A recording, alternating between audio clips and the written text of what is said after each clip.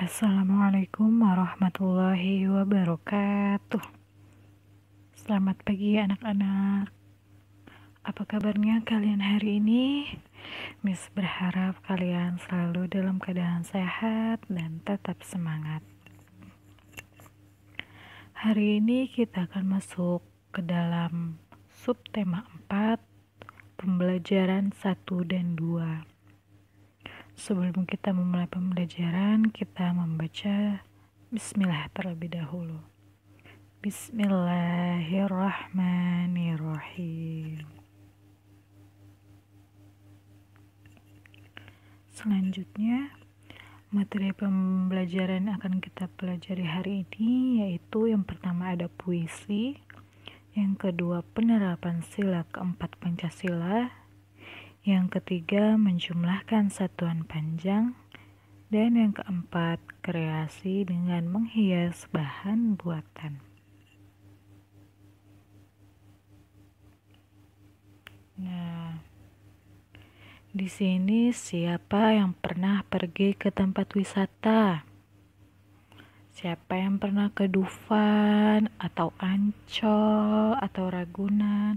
Itu merupakan salah satu tempat wisata. Nah, pergi ke tempat wisata merupakan kegiatan yang menyenangkan. Di tempat wisata kita memiliki berbagai pengalaman. Nah, contohnya seperti pada gambar.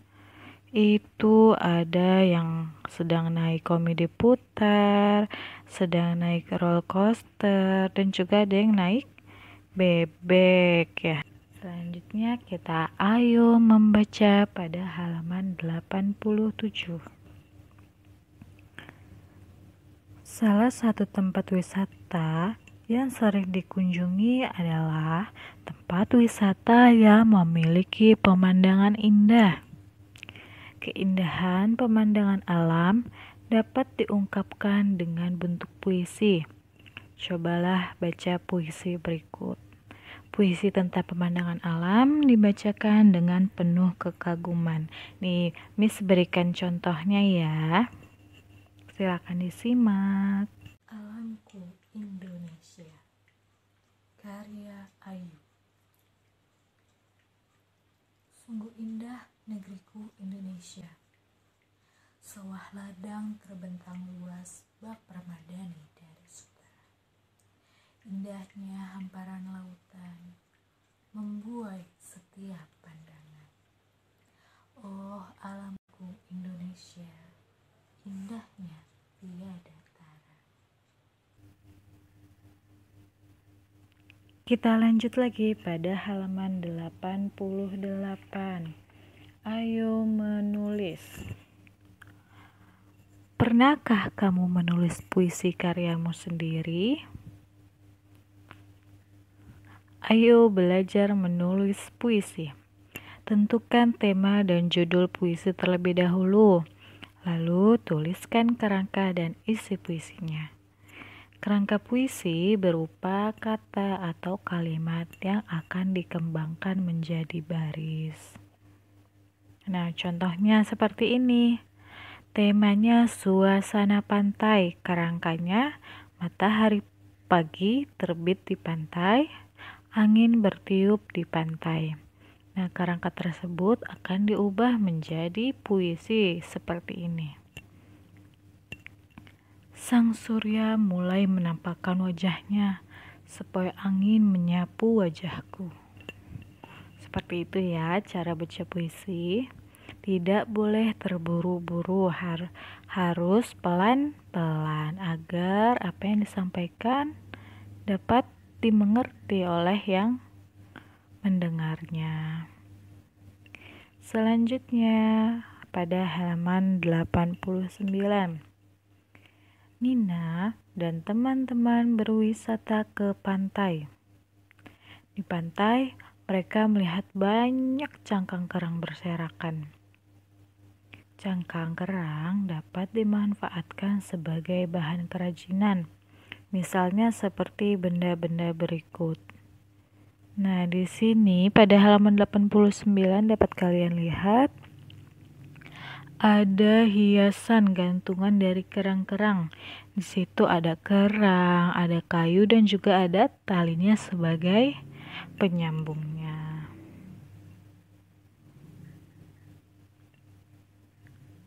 Nah, karya kerajinan tersebut dibuat untuk dipajang atau digunakan sebagai hiasan. Karya kerajinan hiasan biasanya lebih mementingkan keindahan dibandingkan kegunaannya. Amatilah gambar berikut. Nah, di sini sudah ada bunga dari kertas origami, lalu ada kendi dari tanah liat, ada bingkai foto dari cangkang dan juga kardus, lalu ada juga boneka. Nah, di sini coba kita tentukan mana yang termasuk bahan alam dan mana yang termasuk ke dalam bahan buatan. Sekarang kita tentukan pada bunga kertas. Bunga kertas yang terbuat dari origami termasuk bahan apa ya? Iya, betul, termasuk ke dalam bahan buatan. Lalu kendi dari tanah liat termasuk bahan alam atau bahan buatan? Iya, betul, dari bahan alam. Lalu yang ketiga, bingkai foto dari cangkang kerang. Iya, betul, termasuk ke dalam bahan alam. Dan yang terakhir, boneka termasuk ke dalam bahan buatan. Pintar semuanya. Kita lanjutkan lagi. Ayo berkreasi pada halaman 89 sampai 90. Sepulang berwisata, Nina ingin membuat kerajinan dari cangkang kerang. Nina menggunakan bahan bekas yang ada di rumah. Ayo kita lihat kerajinan apa yang dibuat Nina. Tujuannya kita akan membuat kotak tisu. Alat dan bahan yang harus disediakan, yang pertama ada kardus sepatu bekas, yang kedua lem, yang ketiga gunting, yang keempat cat warna, dan yang terakhir kuas dan cangkang kerang. Cara membuatnya, yang pertama, buatlah lubang memanjang di bagian tutup kardus untuk tempat mengambil tisu. Lalu yang kedua, warnai kotak sepatu menggunakan cat dengan rapi. Lalu yang ketiga, tempelkan cangkang kerang sebagai hiasan. Dan yang keempat, kamu juga dapat mewarnai cangkang kerang supaya lebih indah. Nah, contohnya seperti ini. Bagus ya. Ini ada dari kerang-kerang, macam-macam kerangnya tuh. Jadi bisa berwarna-warni, jadi lebih bagus lagi. Ada yang pernah lihat kerang-kerang seperti itu di pantai? Iya, banyak ya. Ada juga di sana yang menjual souvenir seperti ini ya. Selanjutnya, ayo berhitung pada halaman 90. Nina sudah selesai membuat kotak tisu. Nina membuat 2 buah kotak tisu. Tinggi kedua kotak tisu tersebut berbeda. Tinggi kotak tisu pertama 28 cm dan tinggi kotak tisu kedua 16 cm. Jika ditumpuk, berapa tinggi kedua kotak tisu tersebut? Nah, ilustrasinya seperti ini. Dapat kalian lihat juga di buku ya. Jadi ada yang 28 dan 16, lalu kita tumpuk. Jadi lebih tinggi lagi, kira-kira berapa ya tinggi kedua kotak tisunya? Nah, tinggi gabungan dua benda dapat diketahui dengan melakukan penjumlahan. Kita jumlahkan tinggi kotak tisu pertama dengan tinggi kotak tisu kedua. Nih, tinggi kedua kotak tisu sama dengan tinggi kotak tisu pertama dan tinggi kotak tisu kedua sama dengan tinggi kotak tisu pertama yaitu 28 cm ditambah tinggi kotak tisu kedua yaitu 16 cm. Jadi 28 cm ditambah 16 cm sama dengan 44 cm. Nah, sekarang ada soal lagi, misalnya hitung tinggi gabungan kotak yang tingginya 19 cm dan 23 cm. Nah, penyelesaiannya tinggi kedua kotak sama dengan tinggi kotak 1 ditambah tinggi kotak 2 sama dengan tinggi kotak 1 yaitu 19 cm dan tinggi kotak 2 yaitu 23 cm. Kita tambahkan 19 cm ditambah 23 cm sama dengan 42 cm. Sudah mengerti? Jika ada yang kurang dimengerti bisa ditanyakan ya nanti. Selanjutnya kita ayo bercerita. Libur panjang telah tiba. Keluarga Nina ingin pulang ke kampung halaman. Mereka ingin pergi ke tempat kakek di Padang.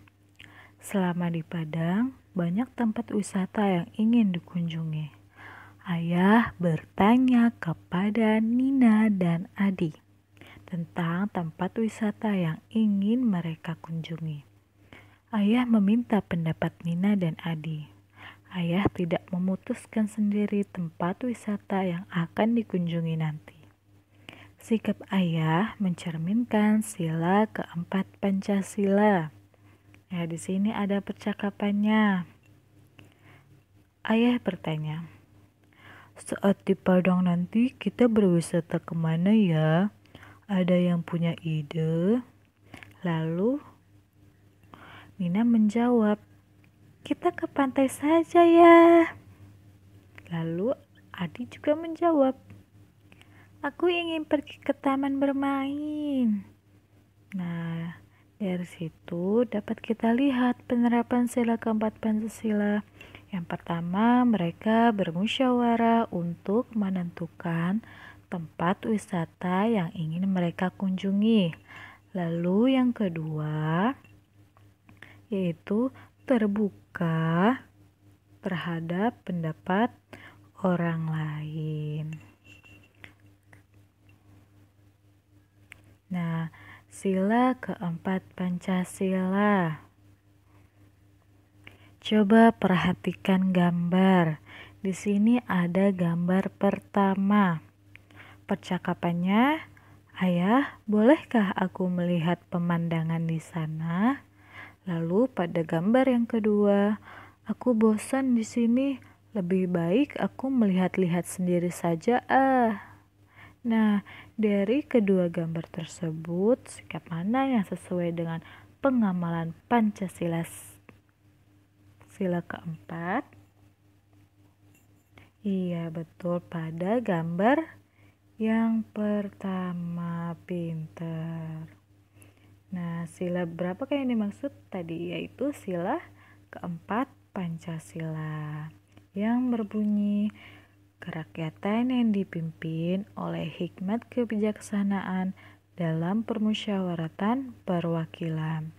Sila keempat Pancasila lambangnya adalah kepala banteng.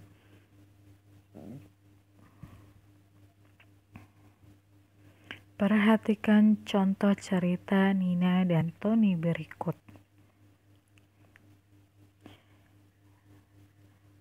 Kata Nina, aku selalu memberikan kesempatan kepada adik untuk berpendapat. Aku tidak pernah mengejek pendapat adik. Nah, di sini pengamalan sila keempat Pancasila Nina yaitu memberikan kesempatan kepada adiknya untuk berpendapat. Nah, ketika adiknya sudah berpendapat, kita harus menghargainya, tidak boleh mengejek. Lalu di sini ada Tony. Di rumah, tugas membersihkan rumah dibagi dengan bermusyawarah. Aku melaksanakan hasil musyawarah dengan senang hati. Nah, di sini contoh pengamalan sila keempat Pancasila yaitu melakukan musyawarah dalam pembagian tugas membersihkan rumah. Lalu yang kedua yaitu melaksanakan hasil musyawarah dengan senang hati. Jadi ketika sudah musyawarah, sudah ada hasilnya, sudah ada sepakat, kita harus menghargainya dan harus melaksanakannya. Selanjutnya, ayo membaca. Di Padang, Nina berkunjung ke Danau Maninjau. Letaknya di dekat rumah kakek. Pemandangan di sekitar Danau Maninjau sangatlah indah. Air danau yang biru dikelilingi oleh bukit hijau. Bacalah puisi tentang Danau Maninjau berikut. Ayo kita baca bersama-sama ya. Danau Maninjau karya Ayu. Danau Maninjau, sungguh kagum aku akan pesonamu. Kupandangi tak jemu-jemu, bak melihat kepingan surga yang terserak di bumi. Betapa indah Danau Maninjau, karya indah dari Sang Pencipta. Seperti itulah contoh cara membaca puisi. Dari puisi tersebut ada kata-kata indah nih yang harus kita tentukan apa artinya. Di sini ada rasa memuji atau takjub, yang kedua ada daya tarik, yang ketiga bosan, dan yang keempat tersebar, dan yang kelima pecahan. Yang pertama rasa memuji atau takjub. Itu adalah arti dari kata kagum. Lalu yang kedua daya tarik. Nah, sebelumnya kita sudah mempelajari daya tarik itu adalah arti kata pesona. Lalu yang ketiga bosan. Ada yang tahu bosan adalah arti dari kata jemu. Lalu yang keempat tersebar. Tersebar adalah arti kata dari terserak. Lalu yang kelima pecahan adalah arti kata kepingan. Harus diingat ya anak-anak ya. Nah, sekarang ada tugas untuk kalian. Tugasnya yaitu yang pertama membaca puisi halaman 87 dalam bentuk video seperti yang sudah Miss contohkan. Nanti jangan lupa menyebutkan nama dan kelas ya. Lalu yang kedua, ayo berlatih halaman 91 nomor 1, 2A dan 3. Lalu yang ketiga, ayo berlatih halaman 96.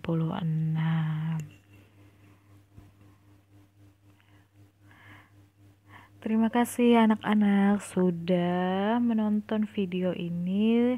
Semoga apa yang kita pelajari hari ini dapat kita pahami, dapat bermanfaat untuk kalian.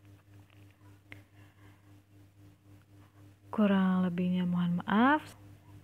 Mari kita tutup pembelajaran kita hari ini dengan membaca hamdalah alhamdulillahirabbil alamin. Wassalamualaikum warahmatullahi wabarakatuh.